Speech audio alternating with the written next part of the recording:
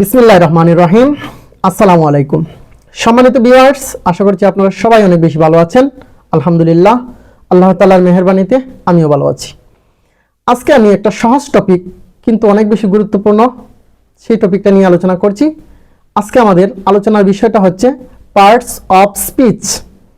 আপনি খেয়াল করবেন, একাডেমিক লাইফ থেকে শুরু করে বিভিন্ন প্রতিযোগিতামূলক পরীক্ষায় প্রত্যেক পরীক্ষাতেই ইংরেজি গ্রামার থেকে অর্থাৎ পার্টস অফ স্পিচ একটা অংশ, এখান থেকে একটা দুইটা সর্বনিম্ন একটা প্রশ্ন হলেও হবে।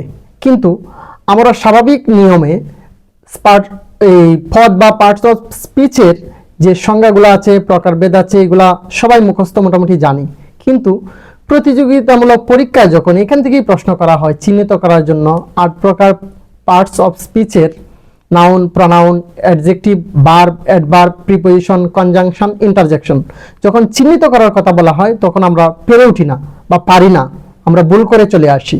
এটার কারণ কি? এটার কারণ হচ্ছে আমরা একটা কথা আছে যে গভীরভাবে পড়ালেখা, এটা হচ্ছে উপরে উপরে পড়ালেখা। আমরা গ্রামারের বিষয়ে প্রত্যেকটা টপিকে আমরা প্রথমে উপরে উপরে লেখাপড়া করি, এত বেশি তলানিতে বা গভীরভাবে আমরা যাই না কঠিনের কারণে। কিন্তু যখন প্রতিযোগিতামূলক পরীক্ষায় আমরা অংশগ্রহণ করি তখন আমরা দেখি তলানি থেকে অর্থাৎ গভীর থেকে প্রশ্ন করা হয়, যার কারণে আমরা এগুলা পেরে উঠি না বা ভুল করে চলে আসি।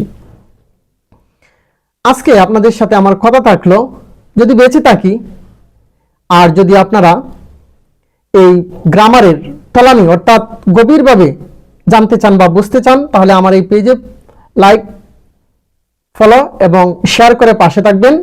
আমি সর্বোচ্চ লেভেলে চেষ্টা করব যাতে প্রত্যেকটা টপিকের গ্রামারের গভীরভাবে আলোচনা করতে পারি। আমরা যে দরবাদা নিয়মগুলো জানি এগুলোর বাহিরেও যে এখান থেকে ক্রিটিক্যাল প্রশ্নগুলো হয়, অর্থাৎ খুব বেশি কঠিনও না আবার সহজও না, যে প্রশ্নগুলো হয় কোথা থেকে হয় সেগুলো আমরা চিহ্নিত করব এবং সেই বিষয়গুলো নিয়ে আলোচনা করব ইনশাআল্লাহ। আজকে এই পর্যন্তই। সবাই ভালো থাকুন, সুস্থ থাকুন। আল্লাহ হাফেজ।